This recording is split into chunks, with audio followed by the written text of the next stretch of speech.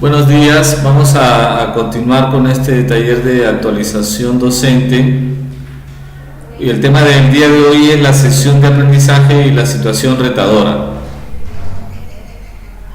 Sabemos que hay tres tipos de planificación, ¿no? La programación anual, la unidad didáctica y el plan de sesión de aprendizaje. Sabemos que de la programación anual se desprenden las unidades y de las unidades se desprenden las sesiones de aprendizaje. Eso lo tenemos claro.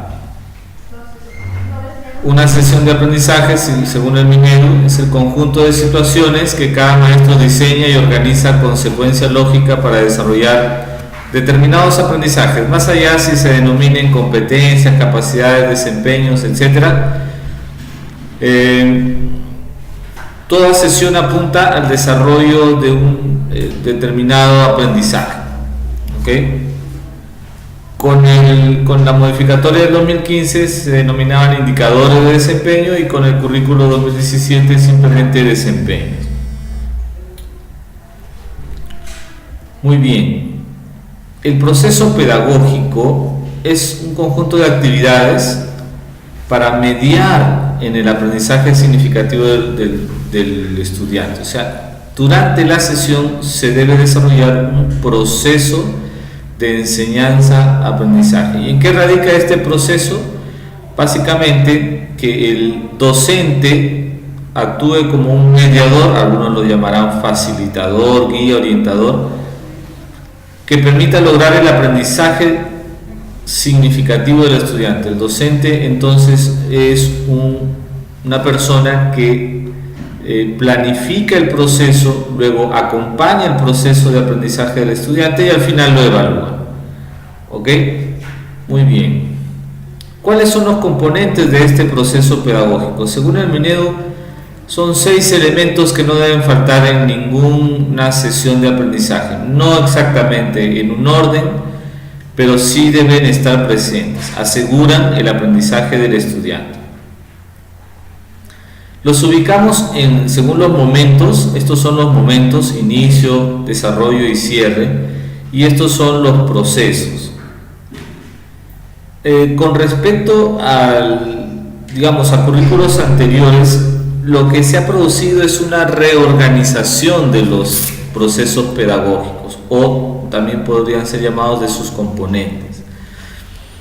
Ustedes recordarán que tradicionalmente la motivación era el proceso pedagógico inicial, luego venían los saberes previos, el conflicto cognitivo, así se llegaba al desarrollo con 2 procesos más, como la construcción del conocimiento y luego la aplicación de lo aprendido. Se cerraba la sesión con 3 procesos: evaluación, metacognición y transferencia. Ustedes podrán darse cuenta que hay algunos cambios. El primer cambio, y me parece uno de los más relevantes, es que el orden. No se inicia una sesión actualmente con la motivación, sino más bien con la problematización, y esto tiene todo un sustento. Piaget sostiene pues que el desequilibrio cognitivo es el punto de partida de todo proceso de aprendizaje. ¿Cómo se genera ese conflicto o desequilibrio? Bueno, a través de la problematización. El docente problematiza y esta problematización tiene como consecuencia el desequilibrio en las estructuras mentales del sujeto. Entonces, por esa razón es que la problematización tendría que ir al inicio de una sesión. Y la motivación es la consecuencia de esta problematización. Es decir, cuando al estudiante le planteas un problema y él con sus estructuras o con sus saberes previos no es capaz de resolverlo aún, entonces él se va a ver motivado a poder resolver ese problema. ¿Ok? Y para facilitarle esa resolución de los problemas tenemos también que sondear cuáles son los saberes previos que éste maneja. Hay que declarar, enunciar, comunicar los propósitos del aprendizaje y cómo se va a organizar la sesión, llámese cómo se va a evaluar, qué materiales, qué productos se van a obtener en esta sesión. Durante el desarrollo se ha también producido un cambio. Recordemos que para el 2015 se trabajaba con construcción y luego aplicación.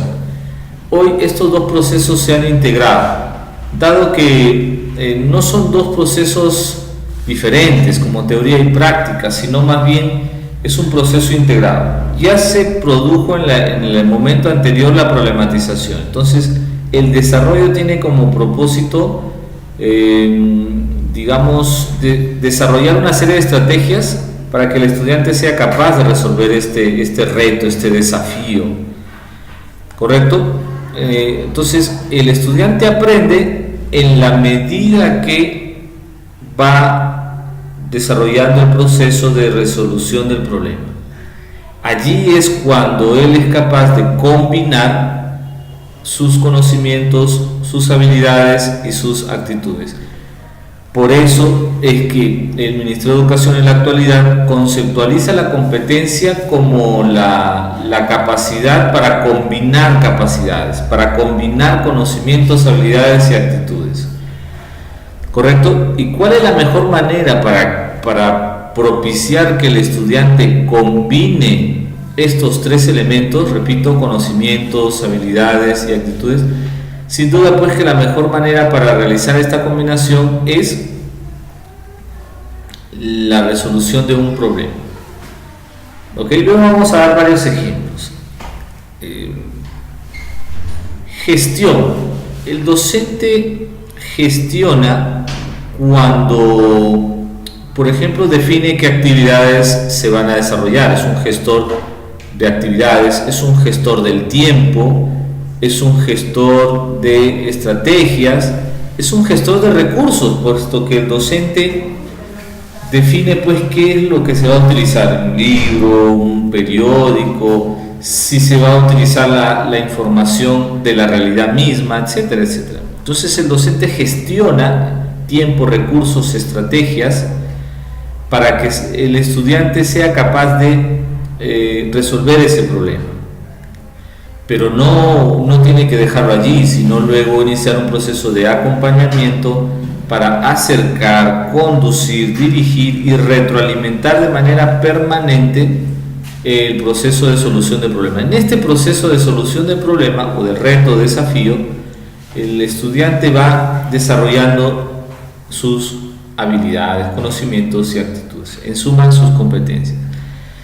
Y en el cierre de este proceso está la evaluación. Ustedes se darán cuenta que no aparece la metacognición ni tampoco la transferencia. La metacognición está implícita en la evaluación, puesto que todos sabemos que la metacognición es un proceso de autorreflexión acerca de mis propios aprendizajes. Entonces eso estaría involucrado en lo que es la evaluación, la autoevaluación. ¿Okay? Entonces la reflexión que cada estudiante realiza de su propio proceso de aprender estaría involucrada en la autoevaluación. Y la transferencia, la transferencia también desapareció, digamos, como nombre, pero sí se está desarrollando en todo este proceso. ¿De qué manera? Esta problematización que el docente le plantea a sus estudiantes tendría que estar relacionada con la situación significativa. Y la situación significativa, no olvidemos, es una situación problemática del contexto. Entonces, si la situación que nosotros vamos a resolver es contextualizada, entonces ya no necesitamos hacer una transferencia posterior, ya se está desarrollando en este proceso mismo.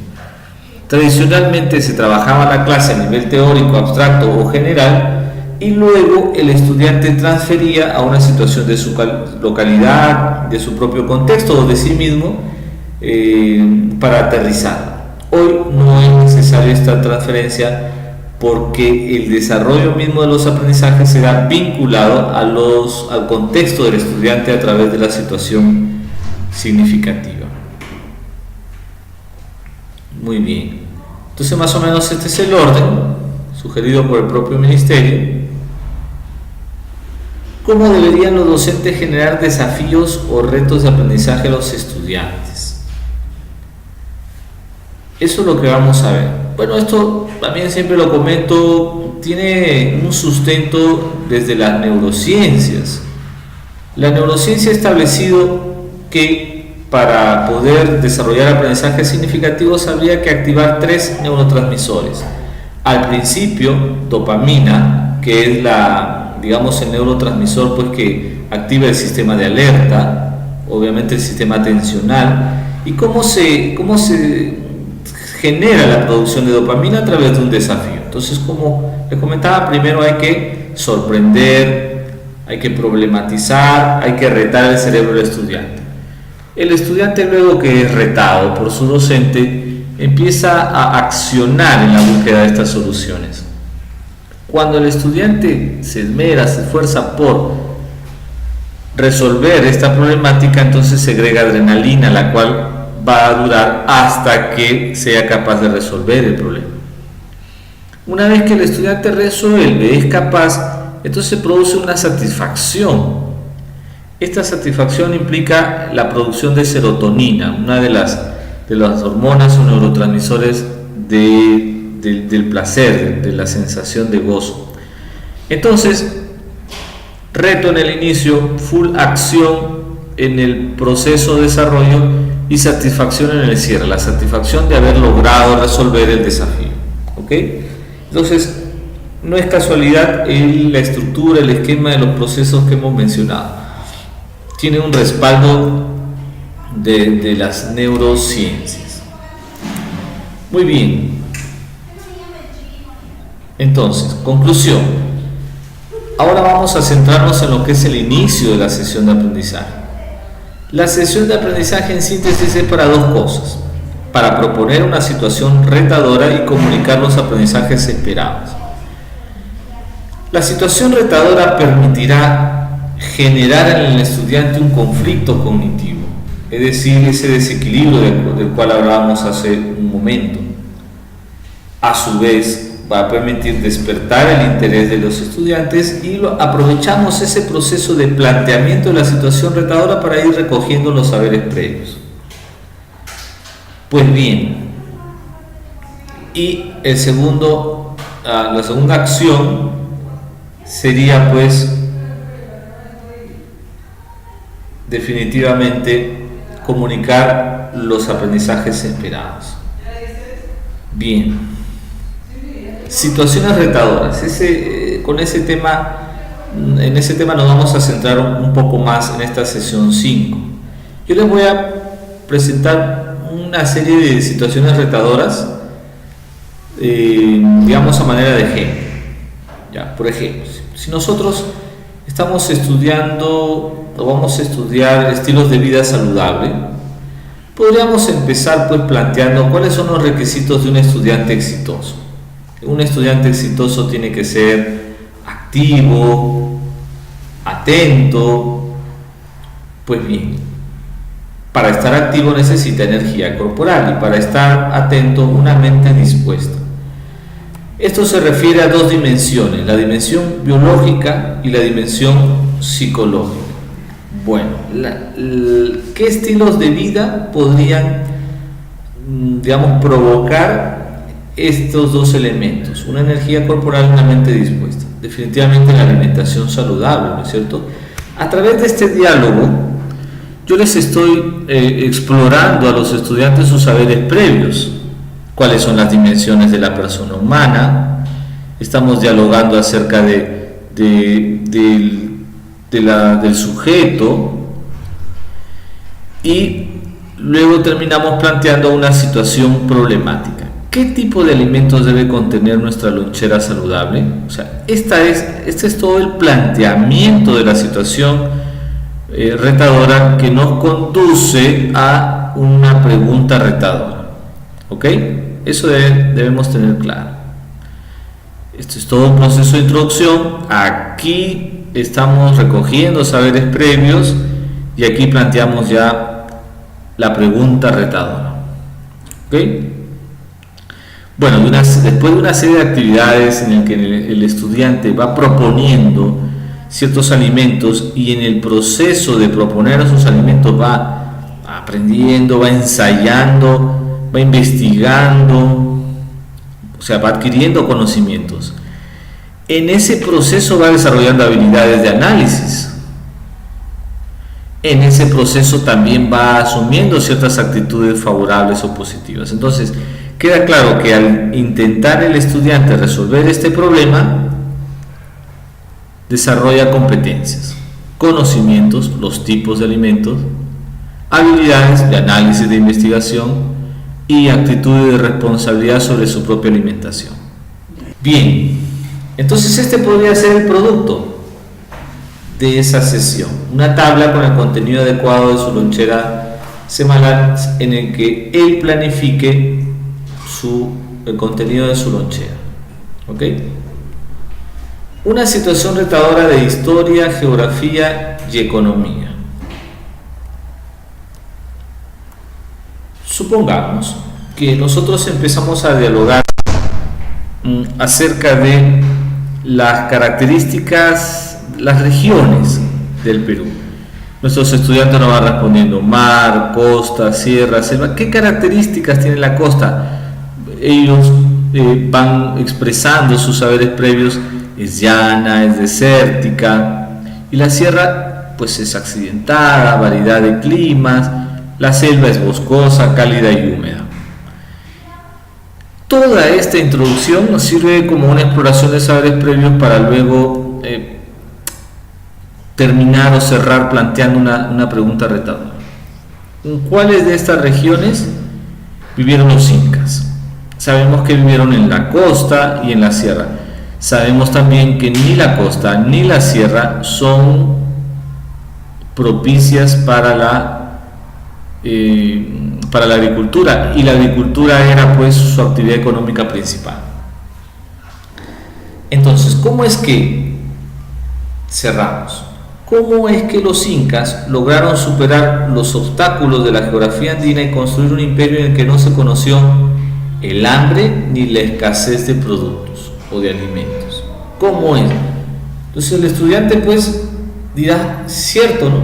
En la costa es desértica, no llueve, no hay agua, los ríos tienen agua 2 o 3 meses al año.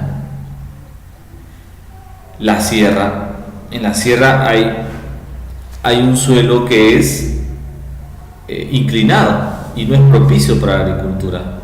Hay agua pero no hay suelo. En la costa hay suelo llano pero no hay agua. Entonces, conclusión, no es propicio.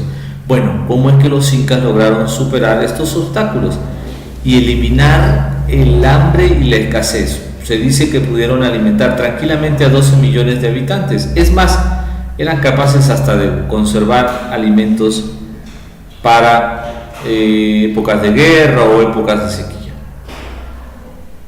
Entonces, ante esa situación, el estudiante va a tener que desarrollar un proceso en el que ponga en juego sus conocimientos y vaya adquiriendo otros conceptos como andenes, conceptos como el manejo de los suelos, etcétera. Va a ir desarrollando también ciertas habilidades, como por ejemplo el subrayado, la lectura comprensiva, análisis, esquematización, diálogos, una serie de habilidades mentales que le permitan resolver este problema, y las actitudes, la responsabilidad, el respeto, el orden.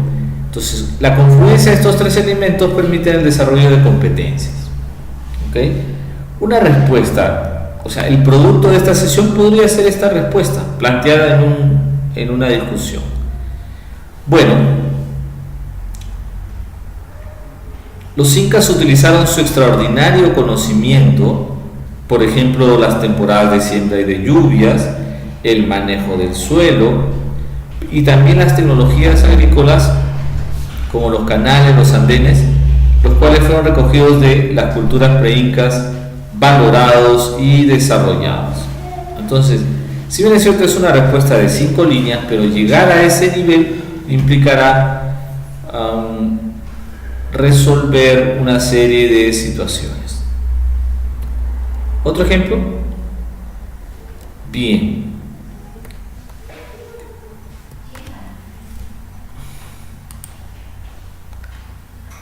En esta en esta situación yo les pongo diversas danzas, ¿ya? Diversas danzas, para que ellos identifiquen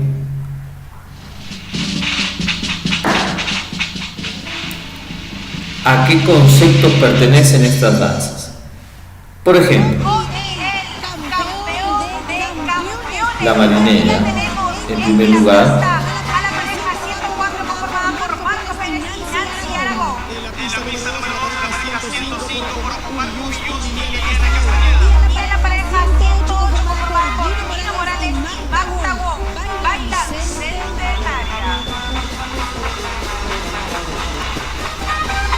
Qué belleza nuestra música, ¿no? Danza 2.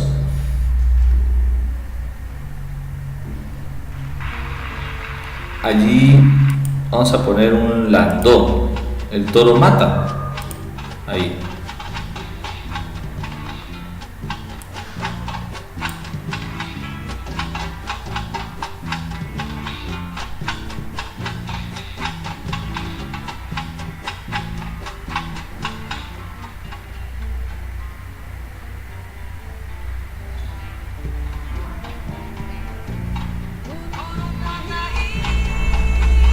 El landó. Luego, la danza 3. La danza 3 es una danza de la selva.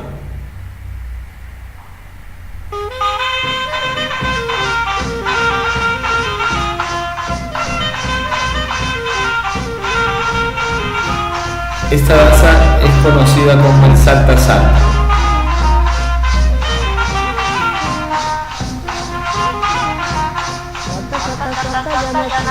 Vamos a tu linda casita, salta, salta, salta, Yanatita, vamos a tu linda casita, a comer un guiri machacado, con tu chicharrón dura. Muy bien, y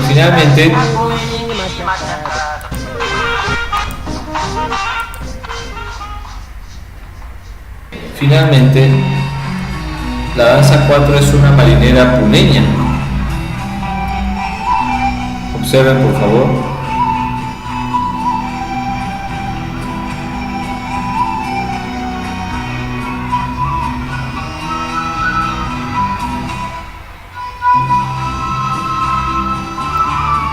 Muy bien, nótese que aquí la marinera norteña tiene algunos aportes, como por ejemplo algunos aspectos de la vestimenta, el zapateo, ciertos pasos, pero también hay aportes de, digamos, de la cultura andina, los chal, el poncho,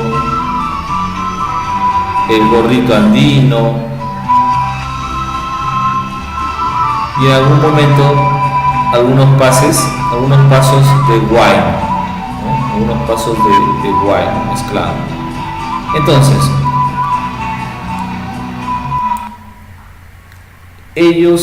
los estudiantes tienen que, a partir de las danzas, vamos a retar su cerebro, ¿cuál reflejaría la pluriculturalidad? ¿Cuál reflejaría la multiculturalidad? ¿Y cuál reflejaría la interculturalidad?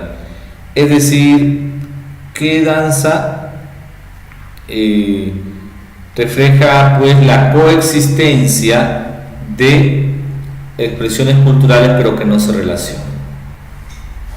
Entonces ahí seguramente ellos tendrán que investigar y se dan cuenta que la danza del salta salta, la danza selvática, expresa pluriculturalidad en la medida que es una expresión que existe por décadas, siglos, más no hay esa interacción con las demás culturas, está como discriminada o alejada o excluida. La multiculturalidad, ahí estaría por ejemplo el landó, es decir, si bien es cierto es una cultura, una expresión cultural digamos de la etnia negra en el Perú, pero esta se asume como nuestra también para los peruanos, se reconoce como nuestra. Mientras que la marinera puneña sí implica la interrelación de dos culturas, la costeña y la andina, y ciertos aportes, préstamos culturales entre ambos, y un producto, digamos, no fusionado, pero que contiene elementos de ambas culturas. ¿Ok? Este es un reto para el cerebro. Uno más, con esto terminamos esta parte. En este caso le proponemos estas imágenes. Nótese que hemos utilizado videos, hemos utilizado preguntas, etcétera, para proponer la situación retadora. Un arroz chaufa y el pollo de Kentucky Fried Chicken. ¿Cuál de estos dos platos es una expresión de una relación adecuada entre globalización cultural e identidad cultural? Obviamente no lo van a poder resolver porque necesitarían conocer estos conceptos para poder resolver estas inquietudes, ¿correcto? Entonces el reto está en que ellos inicialmente sean incapaces de resolver este problema, pero luego de la adquisición de conocimientos, habilidades y actitudes ya lo sean. ¿Ok? De eso se trata entonces, colegas, la situación problemática, el punto de partida de todo proceso de aprendizaje. En la siguiente sesión vamos a trabajar lo que es el desarrollo del proceso de aprendizaje y las estrategias más adecuadas. ¿Ok? Hasta luego, gracias.